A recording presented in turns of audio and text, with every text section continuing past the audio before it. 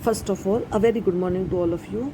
Students, as you know, we are doing our chapter Issue of Shares, in which we have started our topic Oversubscription and Forfeiture of Share. In this video, we will discuss with the same topic. Yes, student, today we are going to discuss 56 practical of DK Goyal. First of all, we read the statement. XY Limited invited applications for 5 lakh equity shares of rupees 10 each. Payable rupees 3 on application, 4 on allotment and balance on first and final call. देखो बेटा 10 rupees का share है, 3 rupees application, 4 rupees allotment, 7, तो balance कितना बचा 3 rupees. ये किस पे होगा? फर्स्ट एंड फाइनल कॉल पे। Applications were received for 12 lakh shares. कितने के लिए एप्लीकेशंस आई हैं? 12 लाख के लिए। And shares were allotted on a pro rata basis to all applicants। सभी एप्लीकेंट्स को प्रो rata बेसिस पे इन्होंने अलॉट किए हैं, यानी कि 12 लाख को 5 लाख शेयर्स अलॉट किए हैं। Excess application money was to be adjusted against allotment only. कह रहा है कि एक्सेस मनी जो आई है वो सिर्फ अलॉटमेंट पे रखनी है, कॉल्स पे एडजस्ट नहीं करना।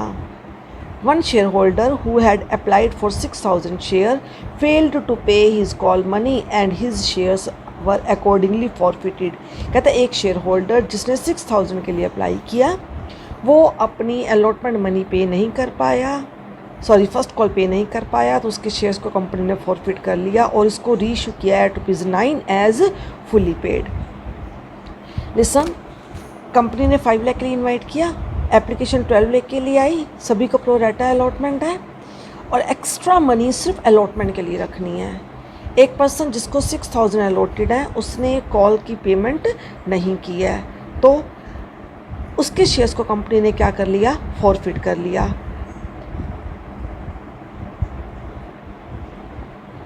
तो इसके लिए सबसे पहले हम ये छोटे से वर्किंग नोट्स को कंसीडर करेंगे।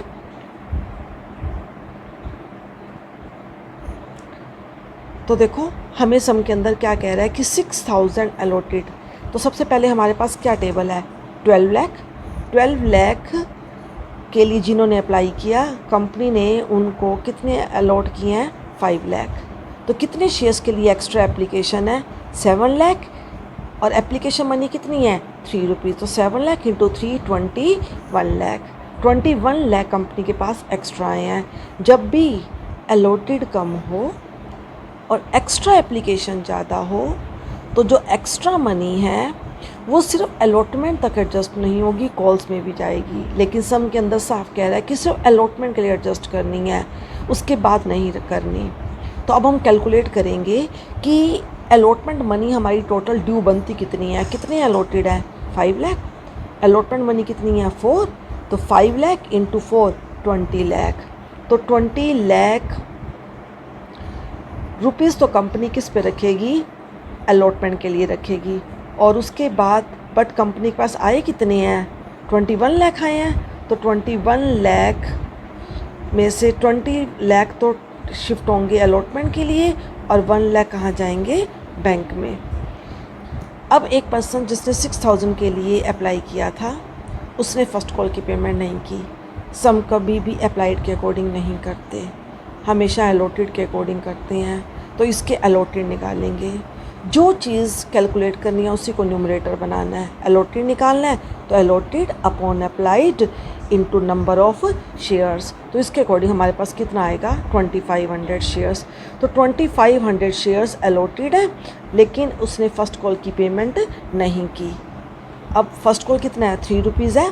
तो 2500 इंटू 375, इसका मतलब 7500 रुपीज़ फर्स्ट कॉल के नहीं आए।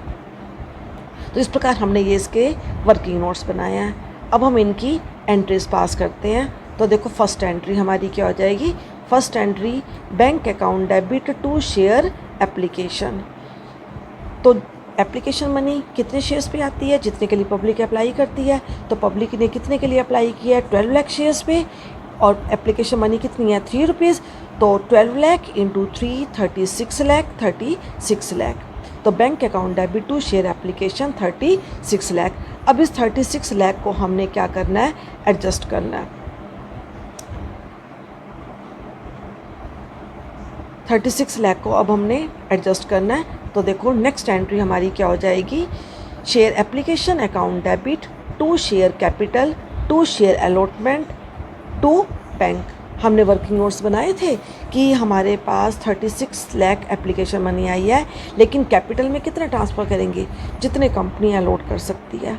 कंपनी कितने अलॉट कर सकती है, मैक्सिमम 5 लाख, और एप्लीकेशन मनी कितनी है 3, क्योंकि एप्लीकेशन मनी को ट्रांसफ़र कर रहे हैं ना, तो 5 लाख इंटू 3 15 लाख। हमने वर्किंग नोट्स बनाकर निकालने हैं कि 20 लाख कंपनी ने किस में रखा है, अलॉटमेंट के लिए एडजस्ट किया है, और 1 लाख कंपनी ने क्या किया है, रिटर्न किया है। उसके बाद नेक्स्ट एंट्री हमारी अलॉटमेंट मनी ड्यू करने की, तो share allotment account debit to share capital 20 lakh. But हमें अलॉटमेंट मनी यहाँ पे रिसीव नहीं होगी, क्यों, क्योंकि सारी अलॉटमेंट मनी हमें एप्लीकेशन के टाइम ही आ चुकी है। अब यहाँ पे रिसीव करने की हम कोई भी एंट्री पास नहीं करेंगे, क्योंकि हमारे पास यहाँ पे ये सारा अलॉटमेंट का अमाउंट आ चुका है। अब नेक्स्ट एंट्री हमारी क्या हो जाएगी, फर्स्ट को ड्यू करेंगे हम, तो share first and final call account debit to share capital 5 lakh into 3 15 lakh, ये हमने ड्यू किया। अब हम रिसीव करने की एंट्री करेंगे, तो रिसीव करने की एंट्री हमारी क्या हो जाएगी, bank account debit to share first and final call. तो कितना अमाउंट आएगा हमारे पास, हमने अभी स्टेटमेंट के अंदर रीड किया था कि 2500 शेयर्स पर फर्स्ट कॉल का अमाउंट नहीं आया, तो 2500 इंटू 3 हमने वर्किंग नोट्स में भी बना के निकाला था, तो 7500 नहीं आए, तो 15 लाख माइनस 7500 14,92,500 बैंक में आएंगे। जब उसने फ़र्स्ट कॉल की पेमेंट नहीं की तो कंपनी ने उसके शेयर्स को क्या कर दिया, फॉरफिट कर दिया। कभी भी सम अप्लाइड के अकॉर्डिंग नहीं करते, हमेशा अलॉटेड के अकॉर्डिंग करते हैं। सम के अंदर बेशक से अप्लाइड गिवन है, लेकिन हमने अलॉटेड निकाला और सारा सम कंटिन्यू किसके अकॉर्डिंग करना है, अलॉटेड के अकॉर्डिंग। अब हम 2500 शेयर्स को फॉरफिट करेंगे, क्योंकि सम के अंदर ये इंस्ट्रक्शन गिवन है। तो फॉरफीचर की एंट्री क्या होती है, equity share capital account debit 2500 into 10 25,000, जो अमाउंट नहीं आया फर्स्ट एंड फाइनल कॉल का नहीं आया, 2500 इंटू 3 7500, और जो अमाउंट आ चुका है वो कहाँ जाएगा, फॉरफीचर में 2500 इंटू 7। अब इन शेयर्स को आगे कंपनी ने रीइशू किया है एट ₹9 एज फुली पेड। तो जितना एट वाला अमाउंट कहाँ जाता है, बैंक में, और पेड वाला कैपिटल में।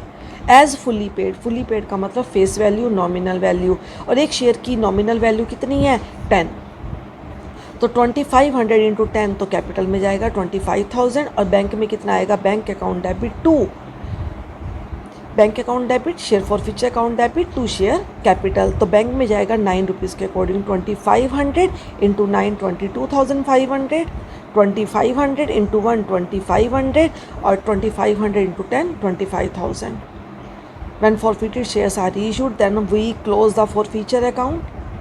तो देखो हमारे पास फॉरफीचर में कितना अमाउंट पड़ा है 17,500, तो 17,500 में से कंपनी के पास कितने रीइशू के टाइम इसका लॉस हुआ है, कितने का लॉस हुआ है 2500 का। तो हमारे पास अब कितना बैलेंस बचा, 17,500 माइनस 2500, बैलेंस कितना बचा 15,000।